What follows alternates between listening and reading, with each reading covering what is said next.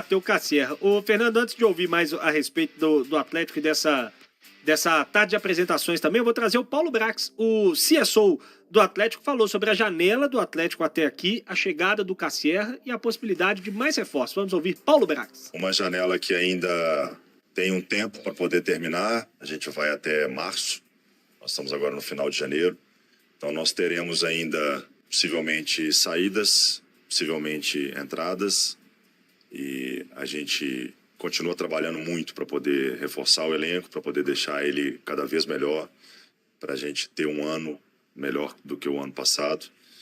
E a gente está satisfeito com o nosso início de trabalho. A satisfação de trazer o Matheus Cassierra, ela é muito grande porque foi uma negociação muito difícil, uma negociação que se arrastou aí por quase 20 dias.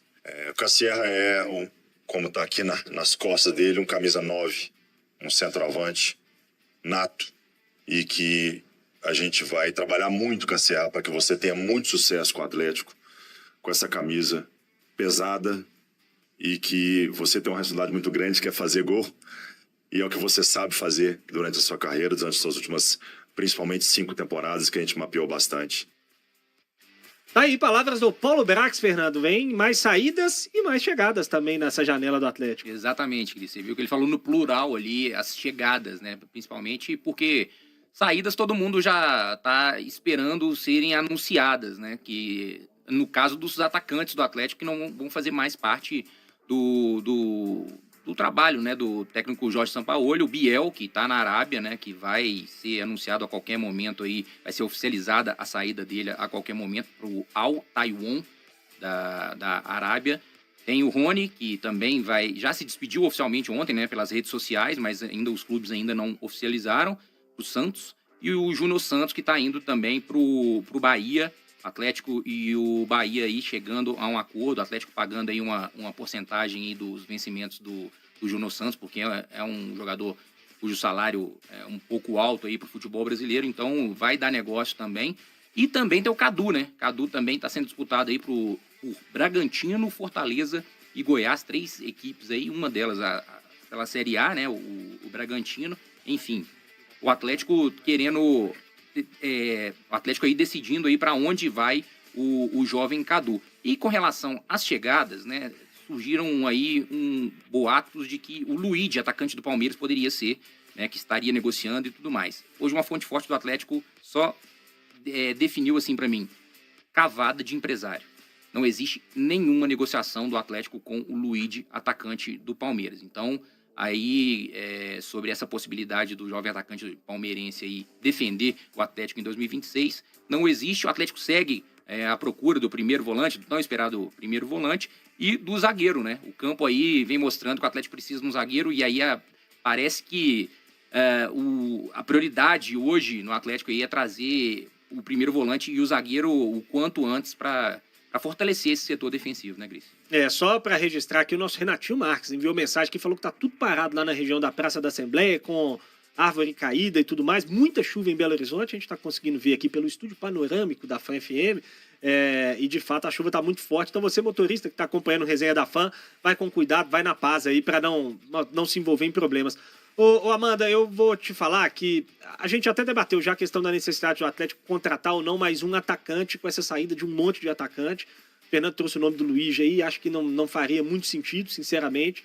Mas sobre a questão das posições emergenciais, volante e zagueiro, que são as posições tratadas como emergenciais hoje dentro do Atlético, eu confesso que eu posso estar me iludindo pelo bom início do Maicon.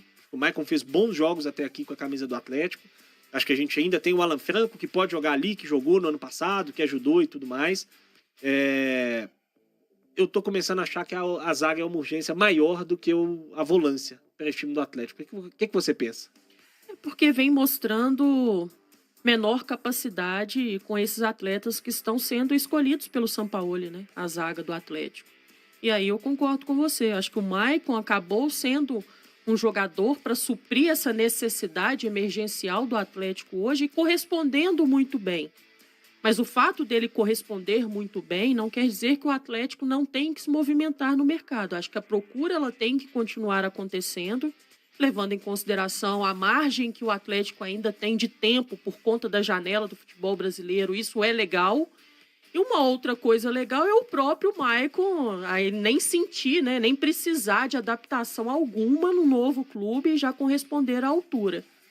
A zaga se tornou um problema crônico dentro desse Atlético, né? Que desde a temporada passada é difícil você ver uma dupla que passe confiança e, acima de tudo, consiga também desempenhar no seu mais alto nível o futebol dentro do campo.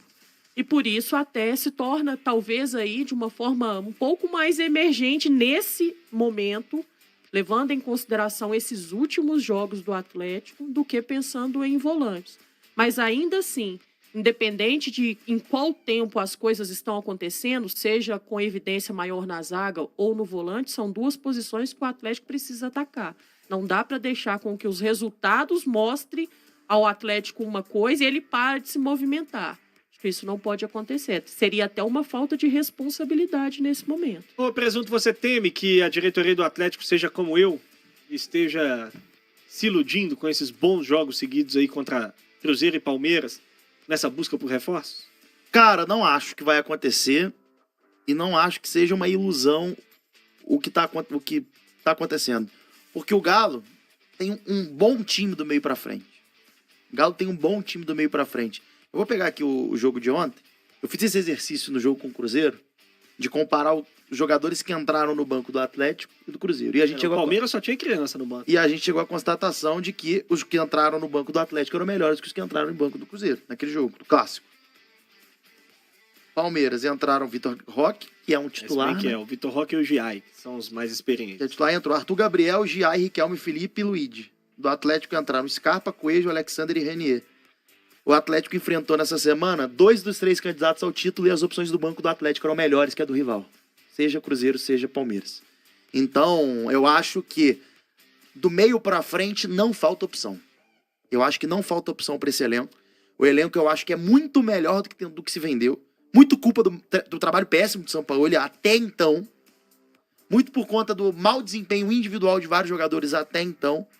Mas na medida em que o São Paulo tá, na minha leitura, abrindo mão de algumas convicções, linha de 4, 4-4-2, Hulk, Dudu, com menos responsabilidade defensiva, menos responsabilidade tática, tranquilidade de ficar mais ofensivos, o Dudu ora espetando pela esquerda, o Hulk ora espetando pela direita, ambos com possibilidade de vir por dentro na medida que na esquerda, em especial, o Lodge buscava ultrapassagem, atacava para fora, o Dudu respondia para dentro e vice-versa. O Dudu atacava para fora, o Lodge respondia para dentro. Os dois estavam numa sincronia muito legal.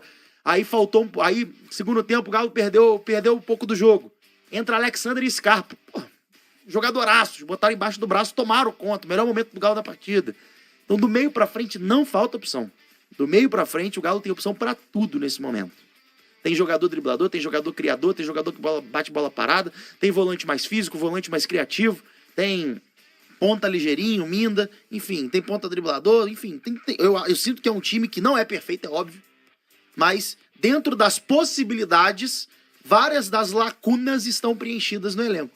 Porém, por que eu digo não se ilude? Que pra mim tá certo, realmente esse time é muito bom do meio pra frente. E eu acho que não ilude, porque mesmo jogando muito bem, a defesa é uma mãe. Segue sendo uma mãe e tá todo mundo vendo que a defesa é uma mãe. O Galo jogou muito bem, mas seguiu dando espaço defensivo. Seguiu tomando um gol do Caio Jorge no clássico contra o Cruzeiro, que é um gol crônico. Que 5 minutos antes, o Caio Jorge furou. Que no jogo contra o Palmeiras, uma bola chutada do goleiro, uma casquinha, a bola sobrou pro Vitor Roque. A linha é muito exposta. Júnior Alonso, Tressoldi, o Vitor Hugo, o Romão Menino ainda, o Lianco, são zagueiros que não passam confiança. Então eu acho que não ilude, porque o que é bom, tá todo mundo vendo que é bom. E o que é ruim, eu acho que tá todo mundo vendo que é ruim. E eu espero que o Galo se movimente no mercado para trazer as soluções para esses problemas.